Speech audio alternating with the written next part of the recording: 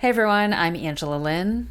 And I'm Jesse Lynn, and welcome back to another episode of But Where Are You Really From? Today we're talking about me trying to trying to relearn Mandarin. Yeah, we're just talking about me. No, but specifically me trying to relearn Mandarin as an adult. And what that experience has been like, and the kind of impetus for why we are talking about this all of a sudden is over the last batch of episodes, we suddenly were blessed by the Instagram algorithm to finally show our shit to like other audiences. And now, thank you, listeners slash watchers, we have like 20+% of our full like follower base is based in Taiwan, which is kind of crazy. So when I saw that we were like gaining a shit ton of Taiwanese followers, I was like, maybe we need to like do something about this, to like invest a little bit more in this base that we have here. And also, frankly, I was feeling very guilty because I had been living in Asia for the whole past year, and a lot of that time was in Japan. And I was spending a lot of time and effort learning Japanese. So I was starting to feel really guilty about the fact that I was like advancing in this other language that was not my mother language and like not putting in the same effort to my mother tongue. And we're going back to Taiwan in November, so I was like, I'm not gonna suddenly know the vocab for like every single thing that I want to say, but I want to be able to have like much smoother interactions, especially for like daily things that should not be such a difficult task for me. So I have been taking classes online with a Taiwanese girl who's like our age and just like chit-chatting with her for the last couple of weeks, and specifically trying to get like vocab down for those everyday interactions that I know I'm going to be in Taiwan, and I just don't want to look like a fucking idiot anymore. Are you also learning any reading or writing along with that, or it's largely conversational? So it's kind of built in, but I'd say it hasn't been like the smoothest thing for me to like pick up the reading. And basically what she does that I really like is she like takes notes while we're talking. So like either it's worse that like I fumble, right? Because she's trying to encourage me to like try to say as much as I can and not rely on English. So she'll be like, well, how do you think you would say that? And I'm like, I'll talk, and then if I like say something wrong, she'll write it down and say like, you said this, but actually you should say this other way. And then also when I literally can't, and I'm just like, okay, this thing English, and then she'll write the English. So we end every class with 15 minutes of reviewing all the vocab that I didn't know, and we review that, and then I add it all into my like flashcard deck. So in that respect, yes, I'm learning more like reading slash writing, but it's really hard still because it's like rote memorization. For example, okay, like espresso is like 浓缩咖啡. So I have to just like learn, I need to just memorize how 浓 and 缩 look and like remember that whenever I see those words. So it's kind of hard. It's not like the format at least she's working with, which is what I need more, is not focused on like teaching easy ways to remember how words look. It's just like hopefully you'll start remembering how they look based on these like everyday interactions where you're gonna have to use this vocab. When I was going through that whole thing where I was like, I really want to like get closer to my parents and like build a relationship with them, like one of the main thing was just like, oh crap, like I could continue doing this like partial English, partial Mandarin thing, but I feel like it's like not quite there, and some of the more challenging concepts to discuss, like it's not possible to do without knowing like a little bit more Mandarin. And I think I'm also guilty of that front where it's like partially decaying, partially not. Obviously, as with any relationship dynamic, it goes both ways, right? But like I think for us as American born kids, it's tough because our parents tried their best to make sure that we could speak Mandarin, like certainly compared to like a lot of other American born Asian people. The fact that we can speak at all is like a triumph in and of itself, even if we lack so much vocab and like certain things we say might still have an accent or like awkwardness around it.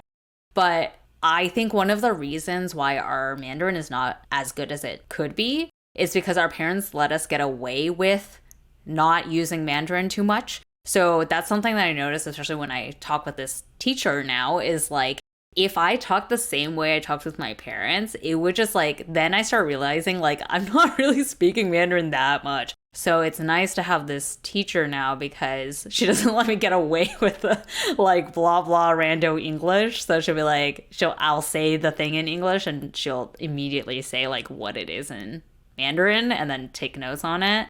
So it's good because now I'm finally learning all the vocab that I just usually have been getting away with like skating by on. Do you find that it's like riding a bicycle? Like the more you use it, the better you're getting at it without putting in as much work? You know, kind of like the motion of like you put the bike in motion and then the pedaling is not as hard. For sure. I mean, it's not like you're suddenly going to know vocab that you didn't know, but any skill is completely dependent on how much effort you put into it. And that's also why I was like, I feel really guilty about the Japanese versus the Mandarin because I'm putting in so many reps for the Japanese that like I can see how quickly I'm like getting a lot better at Japanese.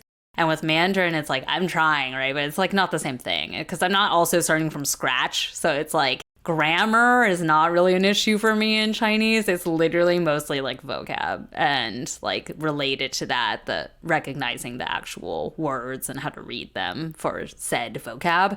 So I do feel like at least a lot of it is also your comfort level and thereby your confidence in speaking. What I think makes me sound weird is one, vocab, not knowing it, and two, because we are not putting in the reps to speak Mandarin all the time, we speak in a semi-awkward way where like, you know, the pacing might be kind of strange and like where you pause in a sentence or you're like pausing to think about like how to say that word, or you're kind of stumbling because you don't speak Mandarin all the time. So you're not able to speak as fast either as like someone who's native would just like breeze through that whole sentence. So I think a lot of it is not speaking enough so that you don't have the confidence to just like blah, blah, blah, the sentence. So when you don't blah, blah, blah, a sentence, you don't sound native because a native person wouldn't say like, I need to order this coffee.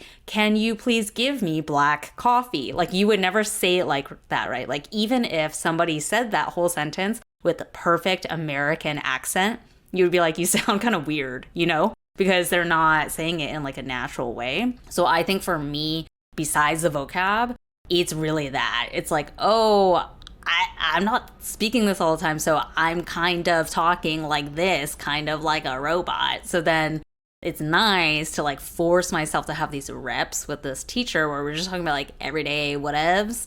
And it's forcing me to get more comfortable with like just saying whatever I want. And like even if I don't know the vocab or whatever, at least I'm being more natural in the way I'm speaking as well because it feels friendlier also like of an environment where it's not as high of stakes. Hey listeners, wondering how you can support us? The biggest way is by increasing our visibility by following us on Instagram at Where Are You From Pod, on TikTok at But Where Are You Really From, subscribing to our YouTube channel under But Where Are You Really From Podcast, rating and reviewing us on Apple Podcasts, and telling your friends. The more people we can get to listen to the show, the more we can continue spotlighting different perspectives and stories. And if you feel so inclined, we're also accepting donations at buymeacoffee.com/whereareyouFrom. Thanks y'all. This idea of language proficiency, right? For me, it's like when you're proficient in a language, when you're trying to construct what you're trying to say, it's no longer a translation from your base language, right? So when I think about most of the things I want to say in Mandarin, I either don't think about it, it's just kind of like off the cuff comes out, or I'm like constructing it in my head, but it's fully in Mandarin. So with the new vocabulary that you're learning, do you find that you are actually, it's like you're doing it both ways? You have this like native base, and then you also have this like base of things where you still have to go from like English to Mandarin.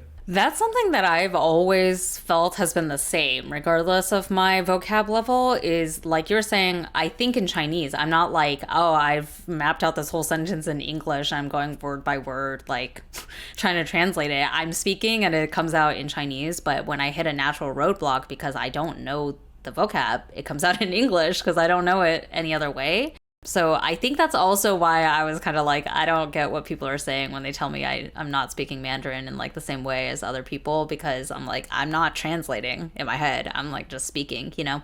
So no, yeah, I don't do the translating thing, but I totally get what you're saying, because when you're starting from scratch on a language, you are translating everything in your head. Because I run into that with Japanese all the time with my teacher in Tokyo, where I'm like, she's like, oh, ask me a question. And I'm like, in my head, okay, gotta answer that I went shopping this weekend. And I'm like, okay, what's weekend? What's shopping? And then I'm just like piecing it together.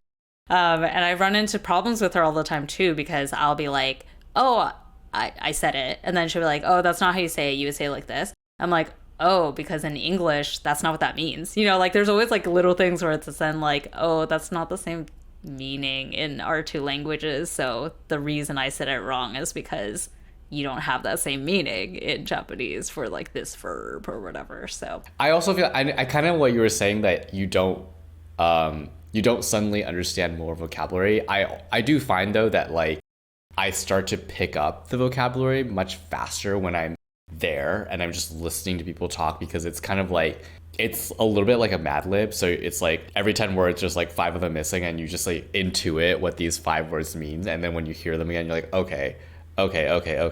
And then there are also certain things where it's like you've heard it before but you just haven't used it a lot, and like the more your brain is in that mode, the more you're like, oh yeah, I remember that's like somewhere back there, like I know this combination of words.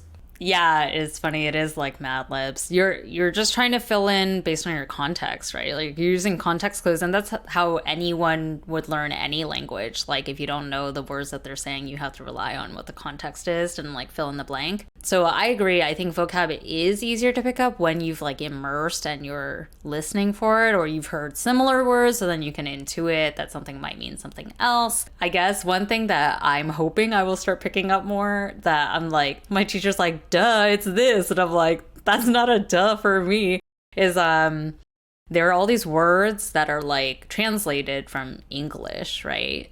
Or they attempt to translate. A very obvious one that like I'm like, yes, I hear it, is like cappuccino, right? It's like cappuccino. So it's like, okay, it's like literally one by one, right? But it's like I can kind of hear it if you like string it together. But like the other day we were literally talking about like the bar, and I was asking like, how do you say whiskey? How do you like whatever?